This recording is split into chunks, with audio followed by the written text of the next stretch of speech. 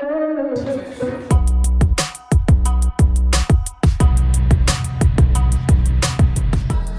se retrouve en direct de Lyon. J'ai décidé de prendre 4 jours pour moi, de partir solo. Lyon, c'est une ville que j'adore. J'y ai déjà été 2 fois. Cette ville, elle a un truc. En fait, l'avantage d'être freelance, je peux clairement travailler de n'importe où tant que j'ai mon PC et la Wi-Fi. Et je peux gagner ma vie. 2026, objectif, visiter un maximum de villes en France. Et là, je suis à Père et Piche, une adresse que je veux tester depuis très longtemps sur Paris et que j'ai pas testée. Et on va se régaler alors, normalement. On va goûter les frites. Ah ouais, les frites, je valide. Vous voyez le McFish chez McDo? Et bah ça, c'est la version luxe premium incroyable. Mon Airbnb n'est toujours pas prêt. Je dois m'occuper. Quoi de mieux qu'un bubble tea pour digérer? Comme pour les frites, j'ai une sorte de petite addiction pour les bubble tea. Je suis très regardante, je suis très difficile. Moi, ce que je kiffe, c'est les perles de tapioca. Mais en termes de boisson, le thé aux fruits. Du coup, on va goûter la boisson. En fait, l'expérience gustative, elle est vraiment spéciale. Il y a trop d'infos. Ça a le goût des conserves de fruits mélangés. C'est très bon. Je viens de récupérer le logement, mais c'est incroyable. Moi, j'adore. C'est tout petit, c'est cocooning. Je vous fais visiter tout de suite. Tac. Donc en fait, c'est vraiment petit, mais il y a tout ce qu'il faut. Et où est-ce que je me lave? C'est là. Et voilà. Du coup là, je vais me poser, je vais réfléchir à ce que je fais, j'ai envie de sortir, même s'il pleut.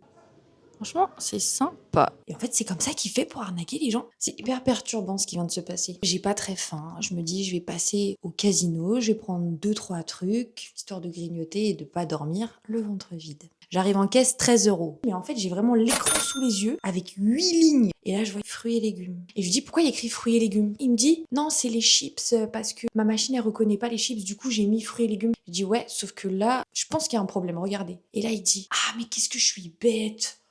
Oh là là là. Mais en fait, c'est juste que je pense qu'il arnaque les touristes et qu'il était dans sa lancée et qu'il a pas fait gaffe. C'est une fin de journée. Une journée bien remplie. Là, j'ai pas filmé cet après-midi parce que j'ai fait que de marcher. J'avais envie de faire l'exercice de marcher sans avoir de but. Franchement, vous devriez tenter. Et là, je vais aller manger. Voilà.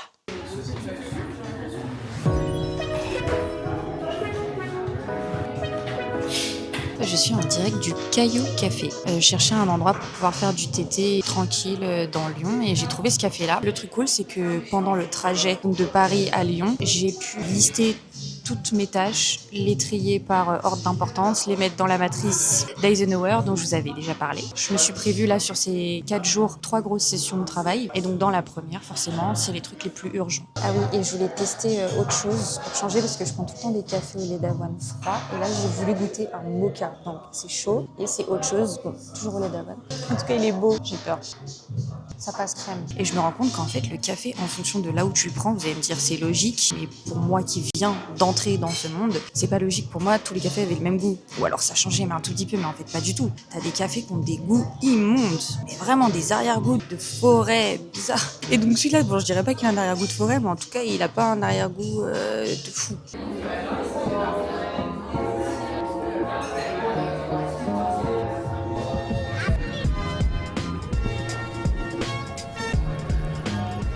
Il y a la pizzeria Pépé que je voulais tester depuis super longtemps. Apparemment, ils avaient remporté le prix de la meilleure pizza. Donc du coup, je voulais la goûter puisque après les frites et les bubble tea, il y a aussi les pizzas. Et comme pour les frites et les bubble tea, je suis très critique et la petite technique pour savoir si la pizzeria elle est bonne, c'est de prendre la margarita, la plus simple. Pas parce que c'est la moins chère, mais parce que normalement, quand c'est une bonne pizzeria, même la plus simple des pizzas, elle est incroyable. Et là, pour le coup, c'est incroyable. Il me reste une part. J'avais l'impression d'être à Milan. Je goûte le matcha, épisode 8649. En fonction de là où je vais mettre ma paille, ça aura pas le même goût. Donc on va commencer avec la paille tout au fond. On est le soir. Il est l'heure de manger. Et du coup, vu que je suis dans cette dynamique de manger que mes trucs préférés, j'étais obligée de manger des cheese naan. De goûter des cheese naan. Les cheese naan d'ici, c'est validé. C'est un 10 sur 10. J'ai rien à dire sur ce cheese naan. Franchement, si j'étais pas tombée sur les TikTok qui conseillaient d'y aller, j'y serais pas allée parce que j'ai trop des réflexes de DA. Si la devanture me plaît pas, s'il y a des trucs qui me stressent, des couleurs mal associées, des typos, je vais pas avoir envie de rentrer. Je vais manger, ok, tranquillement.